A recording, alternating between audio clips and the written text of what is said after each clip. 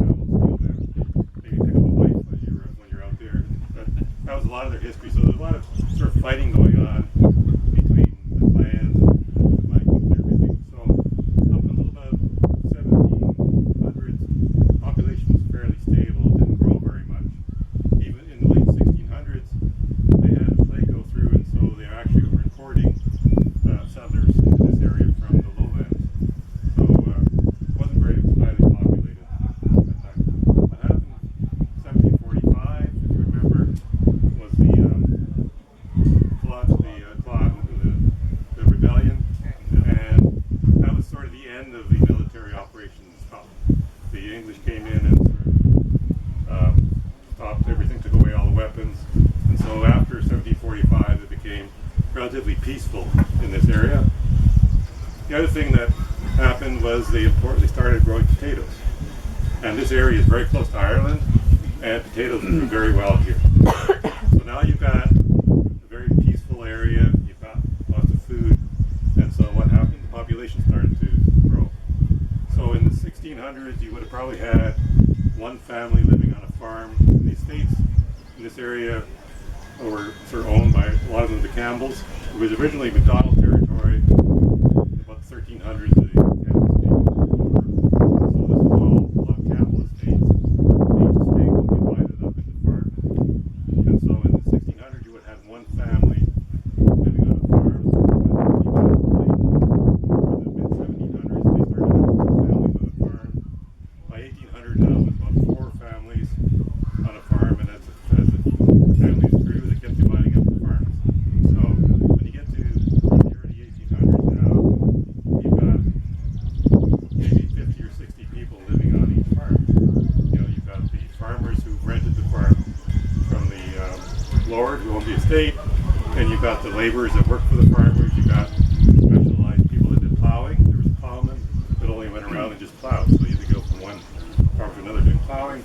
So there were all these specialized. There was blacksmiths. There was weavers, people that wove cloth.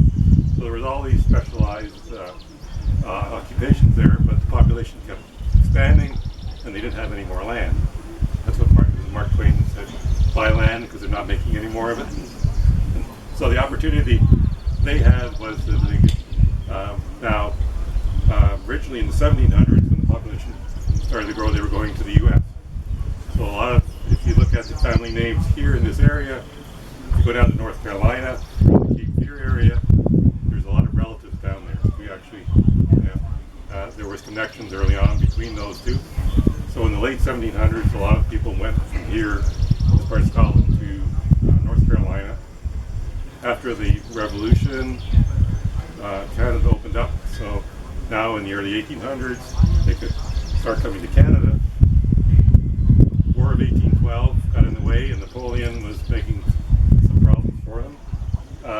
So 1814, they settled the war here. 1816, they got Napoleon settled. So for 1817, now you've got the people able to come to Canada. The other thing that happened was, what's one of the products that Canada's known for?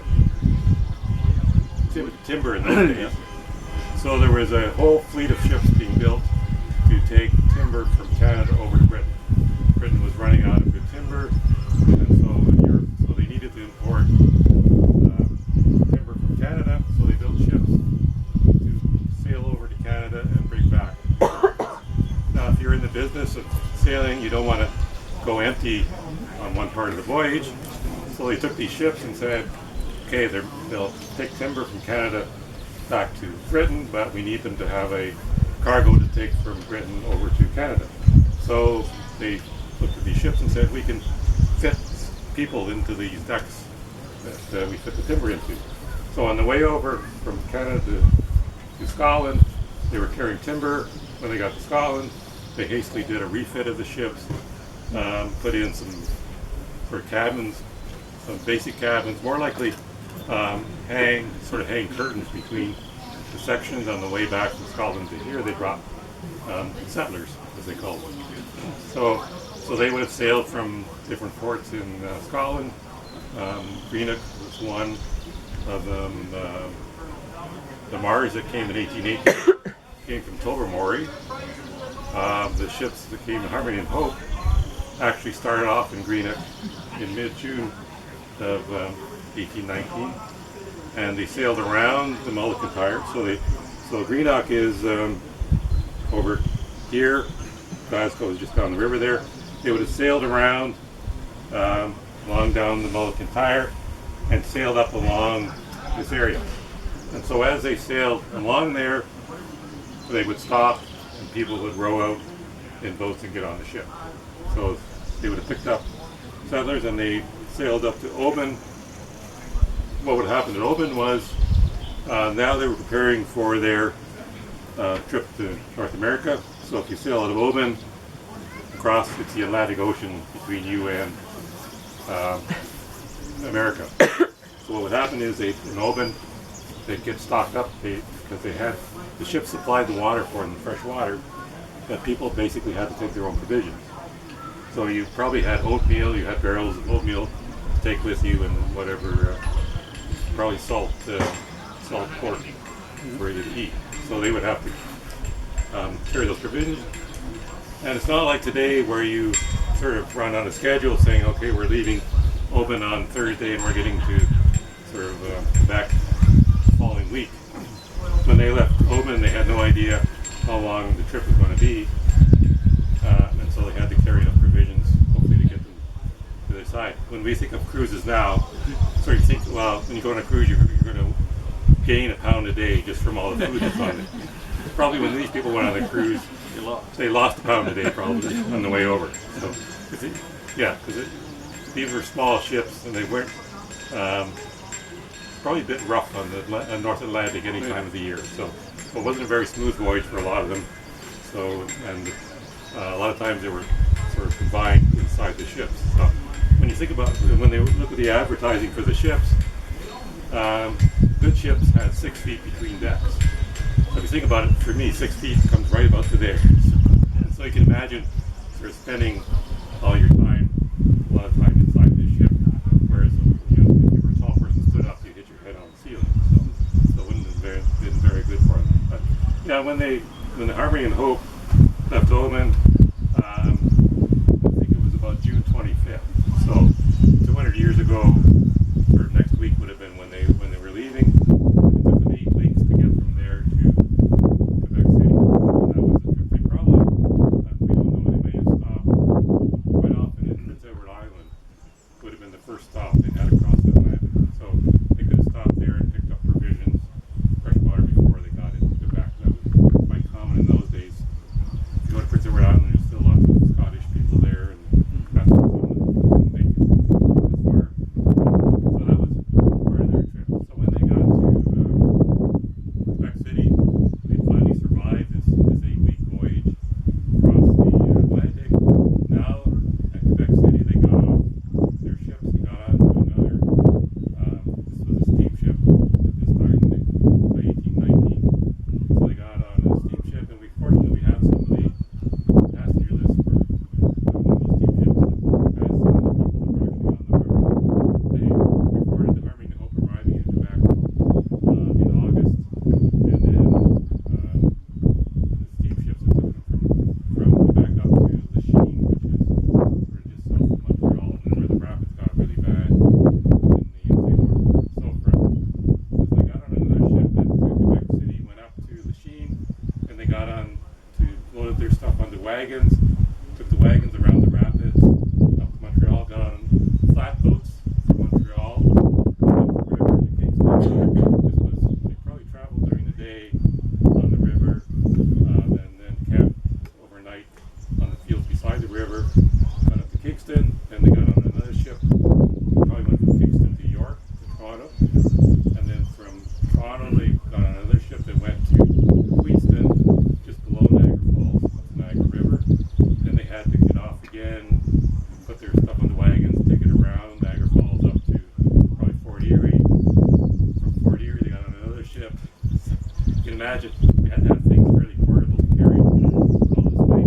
If you look in the records, these are tractor burgers because people died along the way, and so somebody be buried in York and somebody buried in Queenston. And so they finally got onto the Lake Erie and sailed up to Port Glasgow,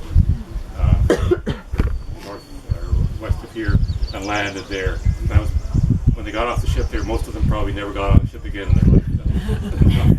Sailing for them. So, and they arrived Port Glasgow, and then they would have come down to see Colonel Talbot and got their land, and then gone back to settle it.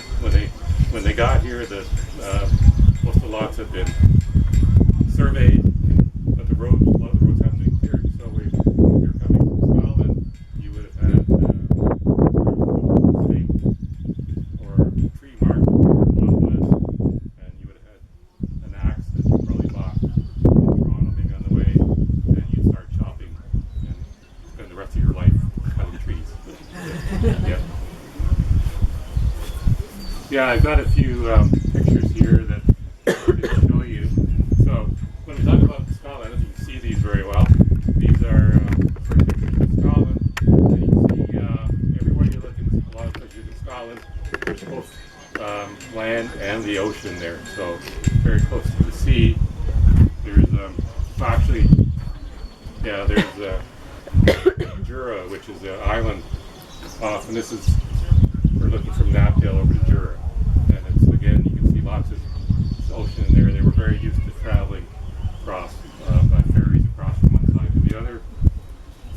Inland, this is the view from a place called Dunad, which was sort of the capital of the early Scottish kingdom there. So this is where the sort of Scottish kings first came when they came over from Ireland. And so this is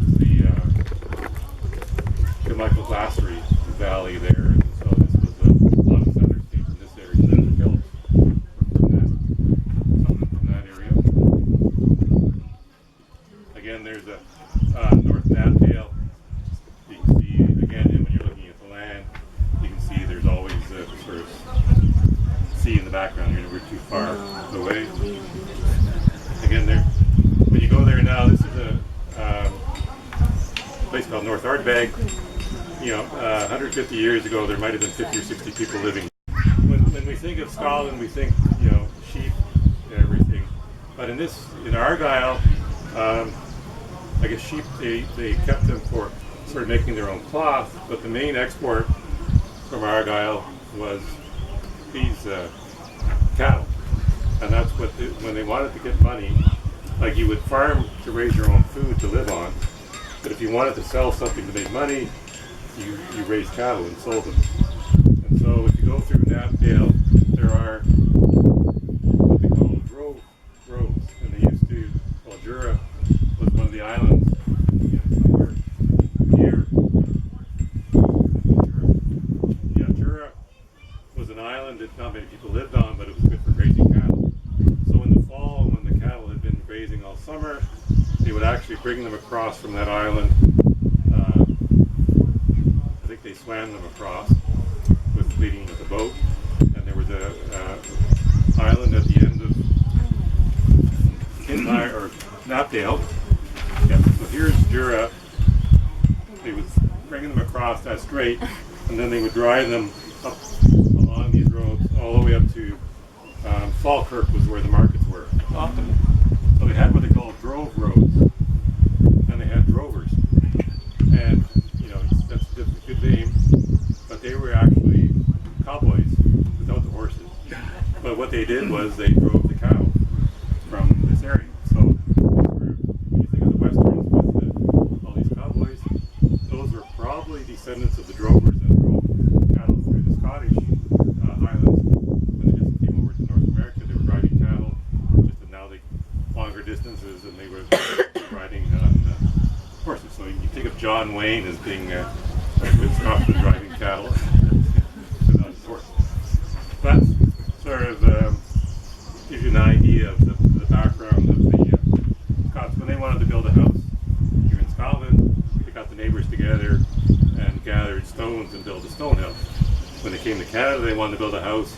They got the neighbours together, they chopped down trees and built a house. So it was sort of very much the same society. It was just different building materials. But it's interesting that in this area, in Scotland, actually, a lot of people, like at the Harmony and Hope, if you look at the families on there, they were all neighbors back in Scotland.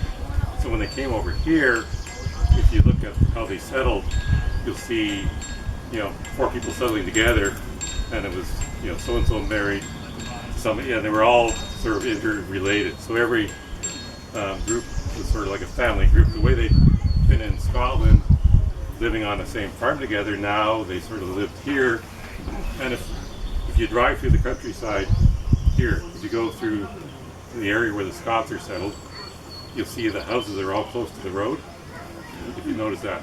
If you go through areas where the English settled, the houses are in the middle of the farm, which is more efficient. So it was sort of, the Scottish were very much social, so they wanted to be able to be close together where they could work together. And so, but maybe, you put your house on one corner of the farm, you still have to, it was more important to be close to the social activities to be more efficient, I guess. Part of it. Any questions from anybody? Or I see a few of you are descendants from the original settlers, but yeah. But again, it was a lot of that immigration coming over from here was sort of their longer term trend of having moved from somewhere else, and they just sort of kept moving. When they came here, actually, a lot of them moved on from here, so they're sort of spread across North America. Yeah. You didn't mention anything about the Highland clearances that took place? Yeah, a lot of the people that came here, they came before the clearances. There were some clearances done in the area. Some of the people were cleared for sheep. A lot of people that came here had money for their own pasture. They were, some of them were a bit poor, but a lot of them sort of came because it was an opportunity. The other thing I didn't mention was religion. In this area of Scotland, Argyle, it was originally sort of